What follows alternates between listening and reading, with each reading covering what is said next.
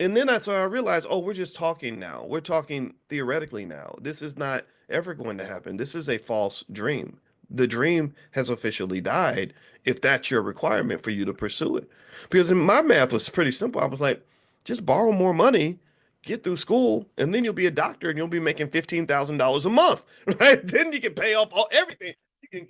You can go back and fix everything financially, because you got money. Like why not do that? But in her mind, because she just wanted to pay off these student loans. And here's the thing, I don't think it was because she wanted to pay off the student loans. I think it's because she also knew that the dream was dead. But sometimes it's hard to admit that. Sometimes it's hard to say it out loud, right? And so literally now I think she and I are Facebook friends. Now we're both in our 50s. Now that those two 18-year-old kids who threw the football in the lobby, they're long gone. They don't exist anymore.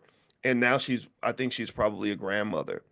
And when I tell you that watching this little white girl and her life and her choices and how everything played out was one of the biggest lessons about investing that I've ever seen in my life. I'm not kidding you. When I tell you that watching her life play out was one of the biggest lessons about choices that I've ever had, I'm telling you that. Like when I tell you that story, that her experience watching her was like one of the biggest lessons I ever had about the value of time and not wasting time, I'm not playing. When I tell you, like, I teach stock options, right? But stock options doesn't exist without the word options. And you know what options are. You know what it feels like to have options and not have options. When I tell you that was one of the greatest lessons in life I've ever had about options, I'm not kidding with you. Like because when we're 18 and we've got no responsibilities and we're young and energetic and we have all this time, then the whole world is open to you.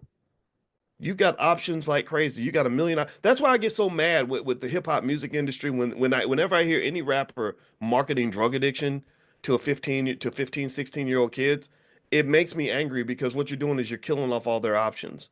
They're gonna have brain damage now because you got them hooked on Molly, which a lot of these drugs destroy their brains. Fentanyl, all that. It's hard. Some of the stuff is hard to come back from, right? So you're killing their options, and that just makes me very sad, right? And I mean, what is youth if it's not a space full of possibility? If you have the right mindset and the right coaches and the right people encouraging you, then being young can be the most wonderful experience in your life. But if you don't have the right people around you, the wrong mentors, then it can be horrible. It can be miserable. It can be sad, very disgusting. So when I looked at her life, when I looked at those choices and those just really bad investments that she was making in herself, it taught me like, okay, when God opens that window of opportunity for you, the biggest mistake you can make, I think, is to believe that window is going to be open forever.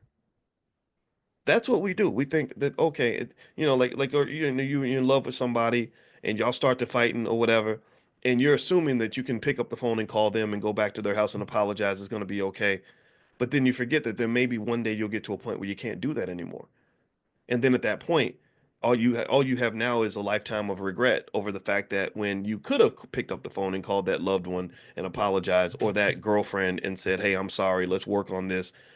You didn't do that because you assumed that option would always be open for you, that you could always do that, right? But now you can't do it anymore.